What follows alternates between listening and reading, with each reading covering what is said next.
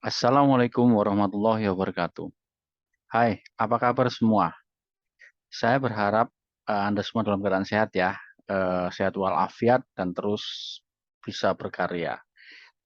Alhamdulillah, jumpa kembali dengan saya, Rahma Astagiri dari Fakultas Hukum Universitas Airlangga.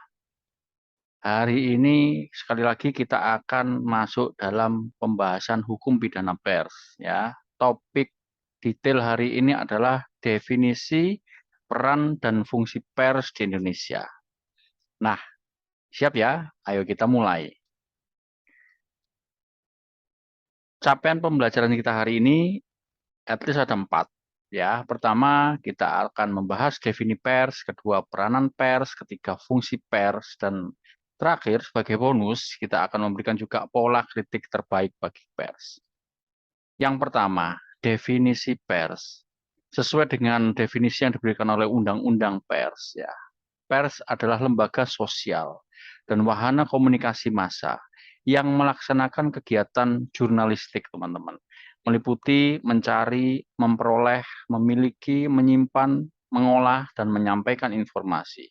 Dalam bentuk apa? Dalam bentuk tulisan, dalam bentuk gambar, dalam bentuk suara, suara dan gambar seperti video, serta data, dan grafik maupun bentuk lainnya. Nah, dengan menggunakan sarana apa aja? Sarananya macam-macam. Bisa dengan menggunakan sarana media cetak, media elektronik, dan segala jenis saluran yang tersedia di Indonesia. Itu definisi pers.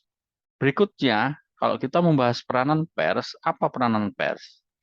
Pertama, pers bisa menyediakan pemberitaan yang objektif bagi masyarakat. Ya. Yang kedua, peranan pers juga dapat kita anggap sebagai pembentuk pendapat umum, meningkatkan kesadaran politik rakyat, termasuk juga menegakkan disiplin nasional dalam hal berjurnalis. Ini peranan pers. Fungsi pokok pers. Sesuai peraturan perundang-undangan yang berlaku di Indonesia, fungsi pokok pers itu adalah menyebarkan informasi, ya. Menyebarkan informasi, menyebarkan hasil pembangunan, informasi-informasi terkait perkembangan pembangunan. Yang ketiga juga harus bisa menjadi barometer pemberitaan yang baik bagi masyarakat. Yang terakhir, fungsi pokok pers adalah meningkatkan partisipasi rakyat dalam pembangunan. Nah, dengan pemberitaan-pemberitaan yang positif yang biasa diberikan oleh pers sehat kita, itu akan merangsang masyarakat untuk inspirah atau untuk melakukan peran sertanya pada pemerintah dalam proses pembangunan. Fungsi pers sesuai pasal 3 Undang-Undang Pers, Undang-Undang Nomor 40 tahun 99. Pers nasional sesuai dengan ini ya. Pers nasional mempunyai fungsi sebagai 1. Media informasi, 2. Media pendidikan, 3. Kontrol sosial, keempat adalah lembaga ekonomi tentu saja karena ada fungsi ekonomi di sana. Yang terakhir dari poin kita hari ini adalah kritik pers. Itu bagaimana sih ketika pers memprovide kritik bagi masyarakat gitu ya atau pemerintah. Nah, kritik itu harus konstruktif. Poinnya ada 5 ciri-cirinya. 1, kritik itu harus to the point. Nggak boleh melenceng sana-sini. Fokus pada sesuatu yang akan dikritisi. Yang kedua, sebisa mungkin metodologik atau mengandung research atau minimal observatif atau investigatif kalau menurut beberapa pers modern seperti itu. Jadi tidak boleh menulis asal-asalan sesuai dengan niat dan background penulisnya gitu ya. Jadi harus investigatif atau observatif minimal. Yang ketiga, ethical, bersusila dan sopan. Baik tata kata, diksi, pilihan kata, maupun cara berkomunikasinya. Yang terakhir, ciri-ciri kritik pers yang konstruktif adalah selalu membawa solusi, at least bisa mempropos sebuah remedi atau sebuah usulan perbaikan.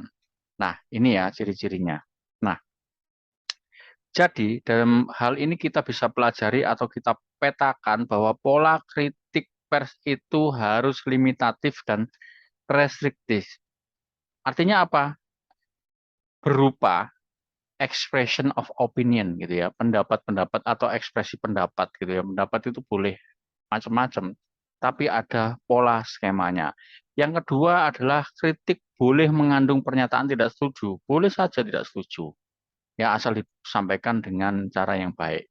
Ketiga, kritik dapat menilai kesalahan atau kekurangan lembaga negara atau pejabat umum. Ingat ya, lembaga negara atau pejabat umum, bukan personal pejabatnya ya. Ingat, lembaga negaranya kita kritik agar bisa beraksi dengan baik gitu ya, atau bisa mendevelop suatu kebijakan dengan baik, termasuk aparaturnya atau pejabat umumnya ya. Nah, ini jabatannya ya, jabatan yang melekat pada seseorang itu yang kita kritik, bukan pribadi atau keluarganya. Keempat, kritik dan komentar boleh menganjurkan penggantian pola gitu ya, penggantian pola pemerintahan atau solusinya bisa seperti itu. Bukan mengganti pemerintah, tapi pola pemerintahan sebenarnya dengan jalan yang konstitusional atau sesuai dengan aturan perundang-undangan yang berlaku. Nah, itulah yang bisa saya sampaikan hari ini dengan kesimpulan bahwa sesuai dengan peraturan perundang-undangan, pers adalah lembaga sosial dan wahana komunikasi massa yang diharapkan dapat menyuguhkan pemberitaan yang objektif kepada masyarakat. Sehingga pers bisa menjadi pendukung bagi masyarakat, pendukung masyarakat dalam berpartisipasi dalam pembangunan, termasuk juga memberikan contoh pola terbaik dalam memberikan atau masukan saran, kritik dan saran kepada pemerintah dalam proses pembangunan. Demikian yang bisa saya sampaikan dalam pertemuan ini. Saya harap ini bisa menjadi manfaat bersama. Selamat berkarya. Assalamualaikum warahmatullahi wabarakatuh.